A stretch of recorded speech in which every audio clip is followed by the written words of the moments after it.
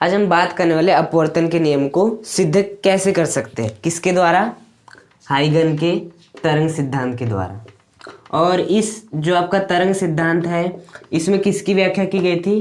तरंगाग्र की। तो जो आपका तरंगाग्र है उसका सहारा लेते हुए हमें जो अपवर्तन के दोनों नियम थे, कौन कौन से थे? पहला था स्नेल का नियम, sine A upon sine A is equal to constant. और सेकंड क्या था? आपतित किरण, अपवर्तित किरण और अभिलंब तीनों एक ही तल में होते हैं। इन दोनों ही नियमों को हाइगन के तरंग सिद्धांत द्वारा प्रूफ करना। और इसमें किसका सहारा लेंगे? उन्होंने जो वर्णित किए थे तरंगाग्र को, उसका सहारा लेंगे। देखो जो आपका सबसे पहला नियम है उसे हम सिद्ध करेंगे, आपका स्नेल का नियम। Sine A upon sine R किसके बराबर होता है? एक नियतांक के बराबर होता है। उसी नियतांक को हम अपवर्तनांक नाम देते हैं। तो यहाँ पर क्या लिख देंगे हम? नियतांक लिख देंगे। तो हमें ये वाला नियम को क्या करना है? प्रूफ करना है। Sine upon sine is equal to constant नियतांक। देखो इसके लिए जो हमने परावर्तन में जो देखे थे, हाइगन के सिद्धांत की सहायता से जब हम परावर्तन नियमों को सिद्ध करे थे तो जो डायग्राम बना था वो काफी हद तक आपको मदद करेगा यहाँ पर। हाँ देखो, परावर्तन जब भी होता है तो हमें किस प्रकार की सतह लेनी पड़ती है? इस प्रकार की सतह लेनी पड़ती है जो कि एक चिकनी हो और एक खुरदुरी हो, ताकि परावर्तन हो पाए। यहाँ पर हमें वैसा नहीं लेना रहता, हमें यहाँ पर पृथककारी पृष्ठ लेना रहता है। अपवर्तन में होता क्या है? आपकी प्रकाश किरण आती है, पृथककारी पृष्ठ पर आपतित होती है और फिर दूसरे माध्यम में चले जाती है। हाँ, तो हमें पृथककारी पृष्ठ चाहिए होता है जो कि एक माध्यम को दूसरे माध्यम से क्या करता है? विभक्त करता है। हाँ, तो हम क्या कर लेते हैं, यहाँ पर हमें आपका एक पृथककारी पृष्ठ इस प्रकार से मान लेते हैं। मान ली पृथककारी पृष्ठ। अब पृथककारी पृष्ठ इसे क्यों कहते हैं? क्योंकि ये दो माध्यमों को क्या करता है? पृथक करता है। मतलब ये वाला कौन सा माध्यम हो जाएगा आपका? माध्यम 1। और ये कौन सा हो जाएगा? माध्यम नंबर 2। बात है समझ में? ये हो जाएगा आपका माध्यम नंबर 1, ये हो जाएगा माध्यम नंबर 2। अब माध्यम 1 में जो प्रकाश की चाल है वो हम कितनी मान लेते हैं? v1 मानना पड़ेगा। और माध्यम 2 में प्रकाश की चाल v2। परावर्तन में ऐसा कुछ नहीं होता, आपका एक ही माध्यम होता है। एक ही माध्यम में आती प्रकाश किरण, उसी माध्यम में वापस लौट जाती है। यहाँ पर दो माध्यमों की बात होती है। हाँ, आप जो मानना चाहे इसे आप क्या मान सकते हैं? विरल माध्यम मान सकते हैं। हाँ, और इसे आप कौन सा माध्यम मान सकते हैं? सघन।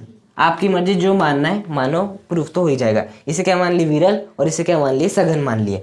अब देखो यहाँ पर क्या आपतित होगी? आपकी प्रकाश किरण आपतित होगी या प्रकाश तरंग आपतित होगी। तो हम क्या मान लेते हैं कि आपकी प्रकाश किरण इस प्रकार से आपतित हो गई आपकी प्रकाश किरण आपतित। अब हमें क्या करना है? यदि प्रूफ करना है हाइगन के तरंग सिद्धांत द्वारा, तो हमें किसकी कल्पना करनी पड़ेगी? तरंगाग्र की कल्पना करना पड़ेगी। और तरंगाग्र किसके लंबवत होता है?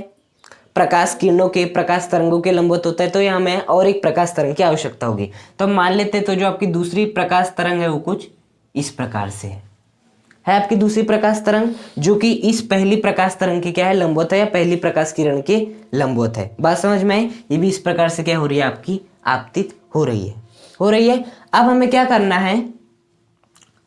तरंगाग्र क्या बनाना है? तरंगाग्र।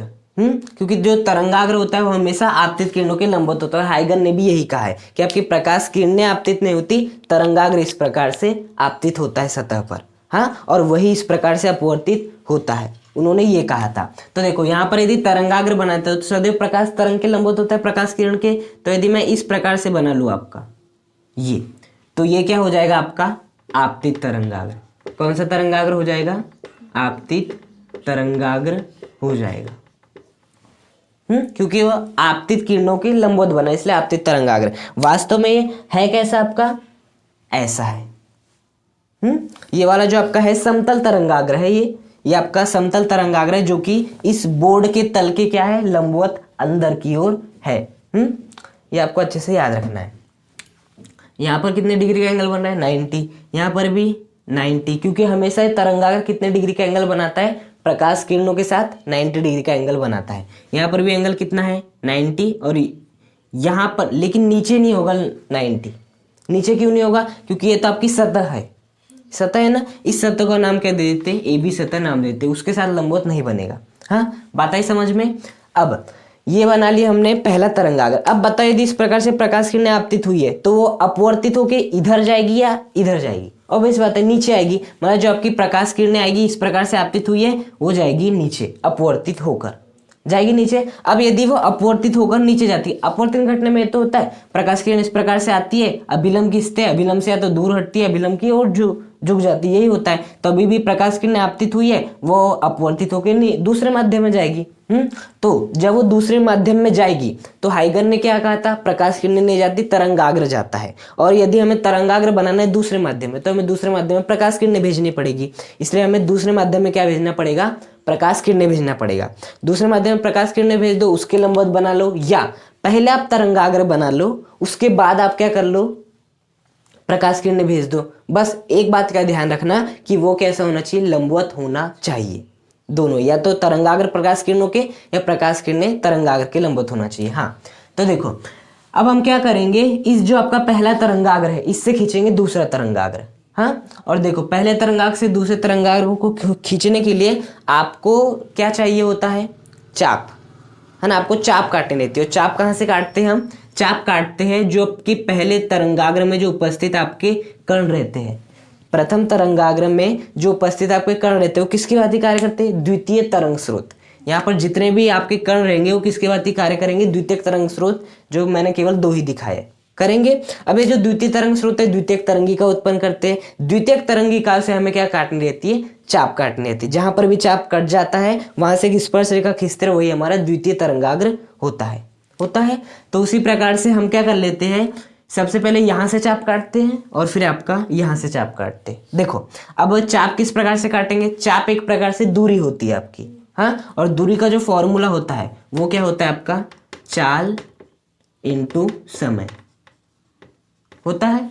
क्योंकि चाल बराबर होता है दूरी अपॉन समय, समय भाग में है, इधर आएगा तो गुणा में हो जाएगा, तो दूरी बराबर क्या हो जाएगा, चाल इंटू समय हो जाएगा। अब देखना ये वाली जो आपकी प्रकाश किरण है आपकी प्रकाश किरण, ये कौन से माध्यम में, आपके माध्यम नंबर 1 में ही है माध्यम नंबर 1 में ही है। अब तो इसकी जो हमें चाल मानना पड़ेगा वो कितनी मानना पड़ेगा, v1 मानना पड़ेगा। हाँ, क्योंकि ये वाला जो भी कण होगा इसकी भी चाल कितनी हो जाएगी, आपकी v1 ही हो जाएगी, और इस प्रकाश किरण की भी चाल कितनी हो जाएगी, v1 ही हो जाएगी।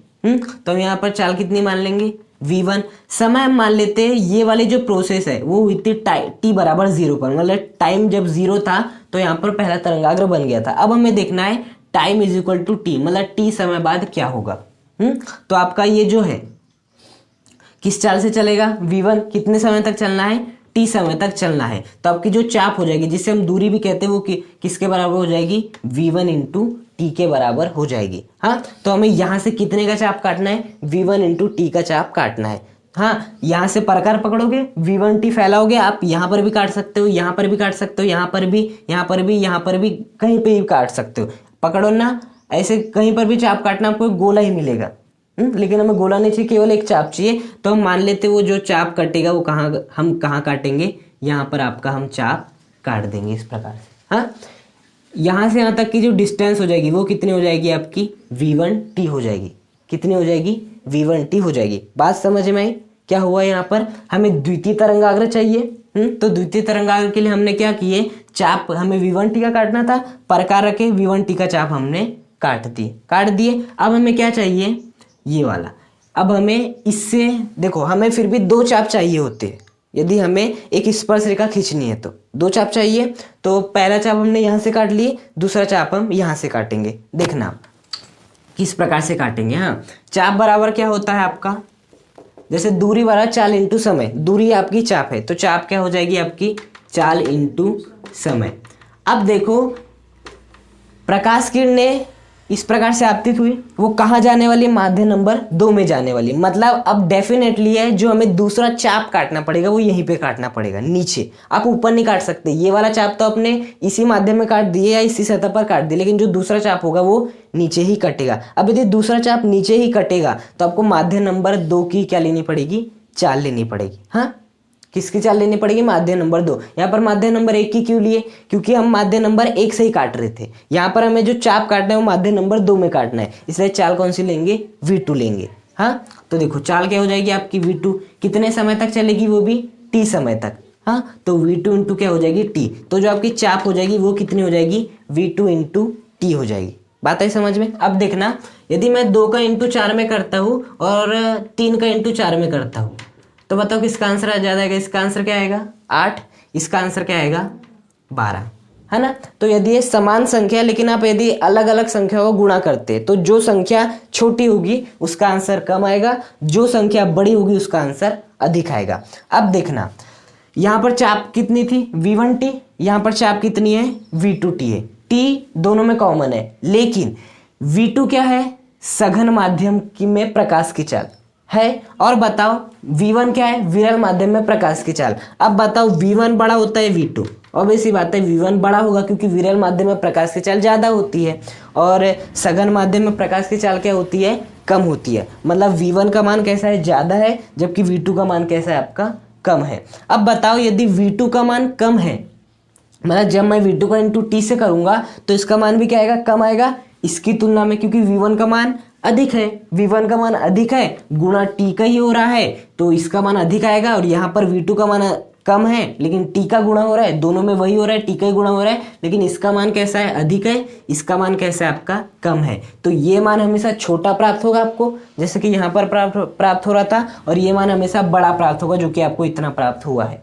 मतलब कि जो V2T होगा वो इतना तो नहीं होने वाला है, इससे कम ही होगा, ये बात हम जानते हैं ना। तो हम मान लेते हैं कि आपने यहाँ पर रखा प्रकार, V2T का चाप की लंबाई ली, और आप चाहे तो यहाँ पर भी काट सकते हो, यहाँ पर भी आपकी मर्जी, कहीं पर भी काटना है। हम कहाँ काटेंगे? नीचे। अब नीचे ही क्यों काटेंगे? क्योंकि हमें मालूम है प्रकाश किरण इस प्रकार से आपतित हुई है तो अपवर्तित होकर वो नीचे ही जाने वाली है। हाँ, तो नीचे ही जाने वाली तो तरंगाग्र भी नीचे बनेगा, इसलिए हम जो बनाएंगे आपका वो भी कहाँ बनाएंगे? नीचे ही बनाएंगे। तो मान लेते हैं जो आपका चाप कटेगा वो यहाँ पर कटेगा, यहाँ पर कटेगा आपका चाप।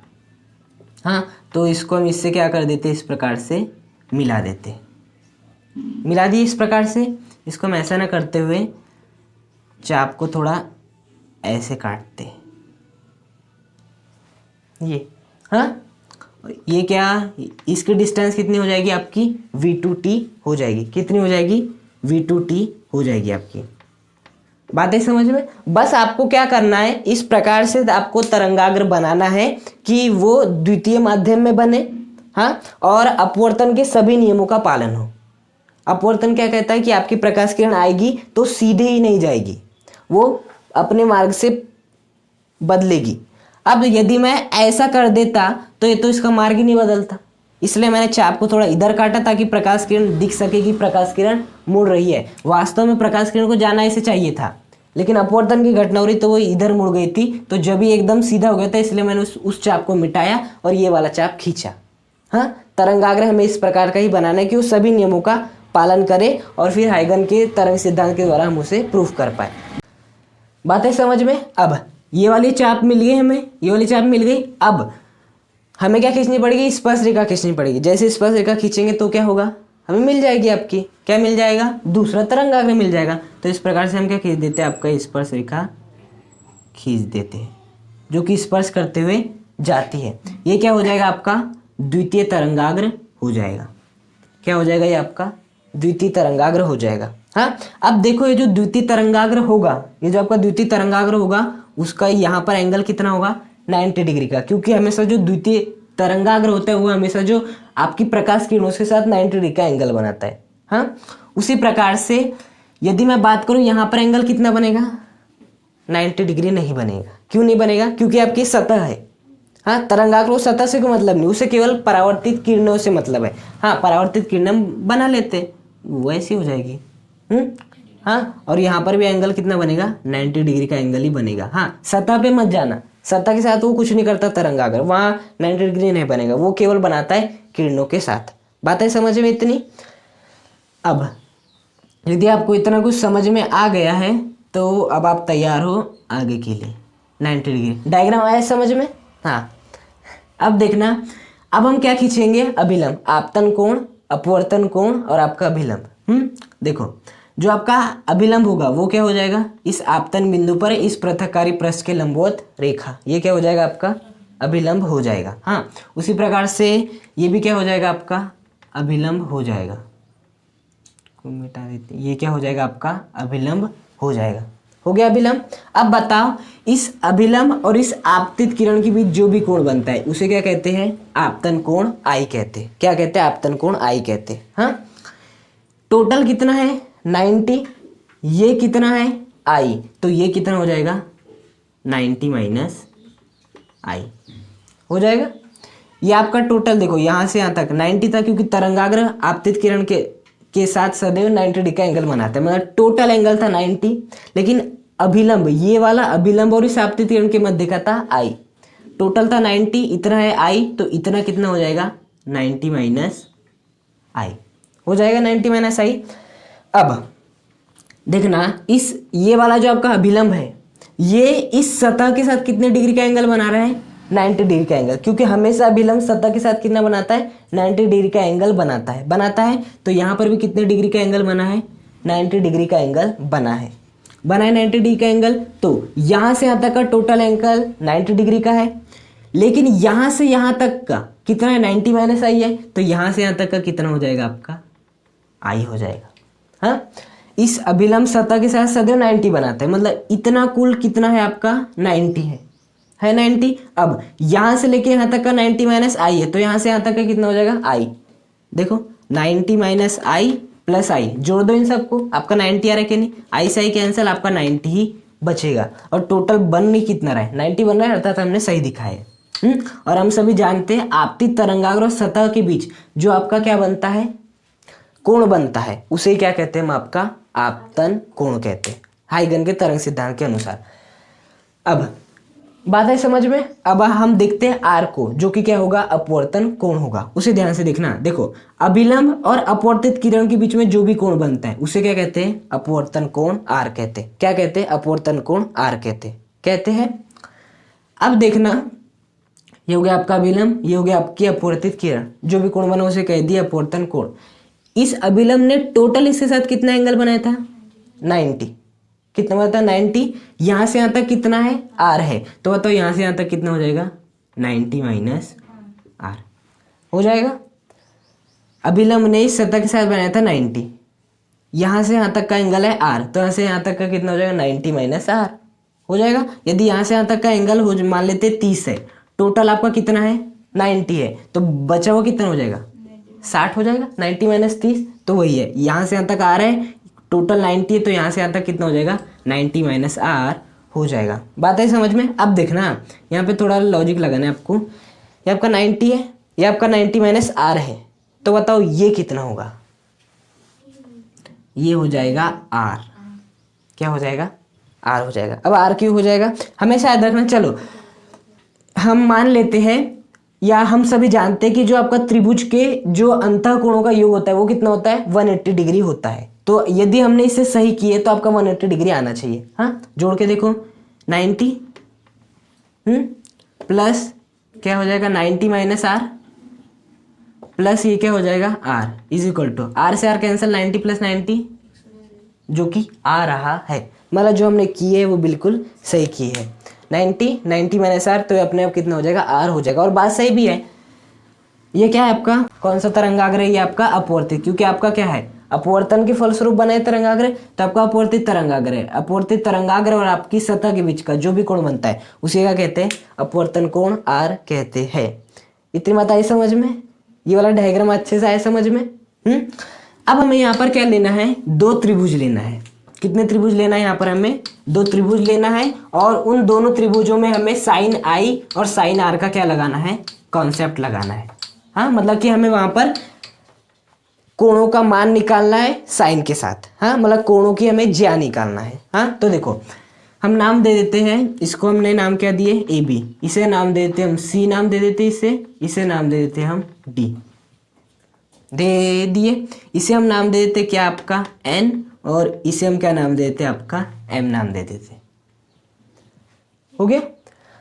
अब देखना सबसे पहले हम आपका त्रिभुज लेते हैं CMD। कौन सा लेते हैं CMD, त्रिभुज आपके CMD में। त्रिभुज CMD को यहाँ ड्रॉ कर लो अच्छे से। ये हो जाएगा आपका बिंदु C, ये हो जाएगा आपका बिंदु M, ये हो जाएगा आपका बिंदु D। जैसा चित्र में है वैसे ही बनाने का प्रयास करना तो ज़्यादा अच्छा रहेगा। हाँ, ये आपका C, ये आपका M, ये आपका D। देखो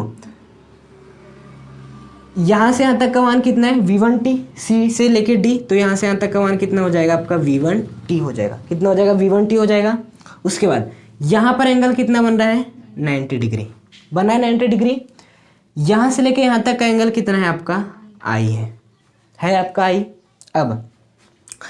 अब आपका हम नेक्स्ट त्रिभुज ले लेते हैं, त्रिभुज DMN। कौन सा ले लेते हैं? त्रिभुज DMN। देखो त्रिभुज DMN में, हाँ देखो त्रिभुज DMN को ड्रॉ करो। ये आपका त्रिभुज D, ये है आपका त्रिभुज M और ये है आपका त्रिभुज N। ले लिए DMN, इसको थोड़ा इसके पास ले लिए। अब इनको मिला दो, ये M से N को मिला दो इस प्रकार से, D से M को मिला दो इस प्रकार से, और आपका D से इस N को। ये आपका D, ये आपका M, ये आपका N। देखो यहाँ पर कितने डिग्री का एंगल बन रहा है? 90 डिग्री का। हाँ, यहाँ से लेके यहाँ तक की भुजा का मान कितना है? V2t। चाप काटे थे हमने V2t का, मतलब कि इसका मान कितना है आपका? V2t है। कितना है मान? V2t है। उसी प्रकार से यहाँ पर एंगल कितना बन रहा है आपका? R बन रहा है यार। अब ये वाला दो त्रिभुज ले लिए। अब हमें यहाँ पर क्या लगाना है? साइन ए लगाना है। क्या लगाना है? साइन ए लगाना है। और यहाँ पर क्या लगाना है? हमें साइन आर लगाना है। क्या लगाना है? साइन आर लगाना है। बात है समझ में? हमने त्रिभुज CMD लिए और त्रिभुज हमने DMN लिए DMN, और अब उसमें क्या लगा रहे हैं हम? आपका साइन लगा रहे हैं। हाँ, तो देखो साइन बराबर क्या होता है? लंब बटे कर्ण। लंब बटे कर्ण होता है। तो बताओ, और लंब की खासियत होती है कि ये हमेशा जो आपका कोण बन रहा है उसके सामने वाली भुजा होती है। हाँ, तो बताओ इस त्रिभुज में यदि मैं लंब की बात करूं तो वो क्या हो जाएगा आपका? CD हो जाएगा। लंब क्या हो जाएगा आपका? CD। और यदि मैं बात करूं कर्ण की, तो कर्ण को हमेशा याद रखना, कर्ण जो होता है हमेशा 90 डिग्री के सामने वाली भुजा होती है। कर्ण हमेशा 90 डिग्री के सामने वाली भुजा होती है। हाँ, तो आपका कर्ण क्या है? आपका MD है। कर्ण क्या है आपका? MD। साइन आई का मान लिखना था। साइन आई बराबर होता है लंब बटे कर्ण। लंब क्या होता है? जो आपके कोण के सामने की भुजा होती है, मतलब कोण के सामने की भुजा होती है। कोण आई के सामने की भुजा क्या है आपकी? CD, जिसका मान V1t है। हाँ, और फिर आता नीचे कर्ण। कर्ण क्या होता है? 90 डिग्री के सामने वाली भुजा। 90 डिग्री के सामने वाली भुजा कौन सी? आपकी MD है। तो क्या हो जाएगा? CD/MD। बात है समझ में? अब CD की वैल्यू मालूम है कितनी हमारी? V1t है CD की वैल्यू। अब MD की वैल्यू हमें नहीं मालूम। उसी प्रकार से साइन आर यहाँ पर लिखना। क्या हो जाएगा? लंब बटे कर्ण होता है। अब देखो लंब क्या होता है? इस R जो भी कोण बना उसके सामने वाली भुजा। कोण के सामने वाली भुजा कौन सी? आपकी MN है। तो यहाँ पर क्या लिख देंगे हम? आपका MN डिवाइड बाय कर्ण आता है। कर्ण क्या होता है? 90 डिग्री के सामने वाली भुजा। कर्ण क्या होता है? 90 डिग्री के सामने वाली भुजा। तो 90 डिग्री के सामने वाली भुजा क्या है? आपकी MD है। हाँ, साइन आर लिखे। साइन आर होता है लंब बटे कर्ण। लंब क्या होता है? जो कि इस कोण के सामने वाली भुजा होती है। कोण के सामने वाली भुजा MN क्या कहलाएगी? ये आपकी लंब कहलाएगी। और 90 डिग्री के सामने वाली भुजा क्या कहलाती है? आपकी कर्ण कहलाती है। तो क्या हो गया? MN/MD। MN का मान कितना है आपका? V2t है। कितना है आपका? V2t है। और MD का मान हमें यहाँ पर भी नहीं मालूम। तो साइन आर की वैल्यू कितनी आ गई? V1t/MD। साइन आर की वैल्यू कितनी आ गई? V2t/MD। अब देखो क्या करो, बेसिकली नियम क्या होता है आपका? साइन A/साइन आर इज इक्वल टू नियतांक होता है। साइन A की वैल्यू मालूम है, साइन आर की वैल्यू मालूम है, दोनों का भाग लगा दो। साइन A/साइन आर भाग लगा दो। देखो साइन A की वैल्यू कितनी है? V1t/MD। V1t/MD ये डिवाइड बाय साइन आर की वैल्यू कितनी है? V2t/MD है। अब देखना MD से MD कैंसल, T से T, फाइनली कितना आ जाएगा? V1/V2। क्या हो जाएगा? V1/V2। तो साइन A/साइन आर किसके बराबर आ गया? V1/V2 के बराबर आ गया। और यदि आप V1/V2 को लिखना चाहो तो क्या लिख सकते हो? N/2/1। क्या लिख सकते हो? N/2/1। और N/2/1 क्या होता है? माध्यम दो का अपवर्तनांक माध्यम एक के सापेक्ष। अपवर्तनांक क्या है? नियतांक है। मतलब यहाँ से सिद्ध होता है कि जो आपका साइन A/साइन आर है वो किसके बराबर होता है, आपके नियतांक या अपवर्तनांक के बराबर होता है। और यही क्या करना था, हमें प्रूफ करना था। हाइगन के तरंग सिद्धांत के द्वारा हमें प्रूफ करना था। ये बात आई समझ में। जो आपका डायग्राम है वो अच्छे से बनाना, चाप अच्छे से काटना। उसके बाद आपको 2 त्रिभुज लेना है, उसमें साइन ए लगाना है, साइन आर लगाना है, दोनों का भाग लगा देना है, आपको अपवर्तनांक के बराबर आ जाएगा। ये था आपका अपवर्तन का पहला नियम, जो कि स्नेल का नियम इस प्रकार से प्रूफ होता है। हाँ, अब दूसरा नियम को प्रूफ करते हैं। दूसरा नियम क्या है, आपका जो आपतित किरण है, अपवर्तित किरण है, अभिलंब, तीनों क्या होते हैं, एक ही तल में होते हैं। तो यहाँ पर भी हमें वही कॉन्सेप्ट लगाना है जो कि हमने पहले लगाए थे। देखो यहाँ पर कैसा कॉन्सेप्ट लगेगा आपका, देखो ये जो आपका आपतित तरंगाग्र है वो किसके लंबवत है, बोर्ड के तल के लंबवत है। देखो ये जो आपका आपतित तरंगाग्र, ये आपका आपतित तरंगाग्र, ये किसके लंबवत है, बोर्ड के तल के लंबवत है। ये वाला जो आपका अपवर्तित तरंगाग्र है, अपवर्तित तरंगाग्र, ये भी किसके लंबवत है, बोर्ड के तल के लंबवत है। और ये जो आपकी सतह है, ये भी सतह आपकी इस प्रकार से, ये आपकी सतह इस प्रकार से है, आपका ये समतल है, ये भी आपका समतल है। ये वाली सतह भी किसके लंबवत है, बोर्ड के तल के लंबवत है। ये भी किसके लंबवत है, बोर्ड के तल के लंबवत है। और ये वाला भी तरंगाग्र बोर्ड के तल के लंबवत है। मतलब मैं लिख सकता हूँ जो आपका AC है वो किसके लंबवत है, आपका बोर्ड के तल के लंबवत है आपका ये वाला तरंगाग्र। और आपका यदि मैं बात करूं ND बात करूं, ये भी किसके लंबवत है, आपके बोर्ड के तल के लंबवत है।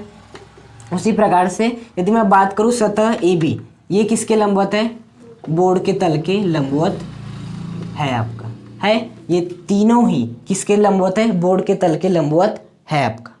हाँ, इतने बात समझ में आई। अब देखना ये जो आपकी आपतित किरण है, आपतित किरण किसके लंबवत है, आपके ना, आपतित किरण लंबवत है आपके CM के। ये जो आपकी आपतित किरण है वो इस तरंगाग्र की क्या है, लंबवत है, क्योंकि तरंगाग्र और किरणें क्या होती, परस्पर लंबवत होती है। उसी प्रकार से यदि मैं बात करूं अपवर्तित किरण, ये जो आपकी अपवर्तित किरण है वो किसके लंबवत है, वो लंबवत है ND के, क्योंकि हमेशा जो आपका तरंगाग्र होता है वो जो आपकी किरणें होती है उसकी क्या होती है, लंबवत होती है। उसी प्रकार से जो आपकी अभिलंब है वो किसके लंबवत है, सतह AB के लंबवत है। देखो ना, ये जो आपका अभिलंब है ये किसके लंबवत है, आपके सतह AB के लंबवत है। अब देखना CM बोर्ड के लंबवत है, बोर्ड के तल के लंबवत है, ND भी बोर्ड के तल के लंबवत है और AB भी बोर्ड के तल के लंबवत है। और ये तीनों के ही लंबवत कौन है, आपतित किरण, अपवर्तित किरण, अभिलंब, तीनों के ही लंबवत है। मतलब जो आपकी आपतित किरण है, अपवर्तित किरण और जो अभिलंब है, तीनों एक ही तल में उपस्थित है। और वास्तव में देख भी लो, ये भी जो आपकी अपवर्तित किरण है ये भी इस बोर्ड के ही तल में आ रही है। ये वाली आपकी अपवर्तित किरण भी बोर्ड के तल के में ही आ रही है और ये वाला अभिलंब भी बोर्ड के तल में ही आ रहा है। इसका मतलब प्रूफ होता है कि आपतित किरण, अपवर्तित किरण, अभिलंब तीनों एक ही तल में होते हैं। तो इस प्रकार से आप दोनों नियमों को प्रूफ कर सकते हो।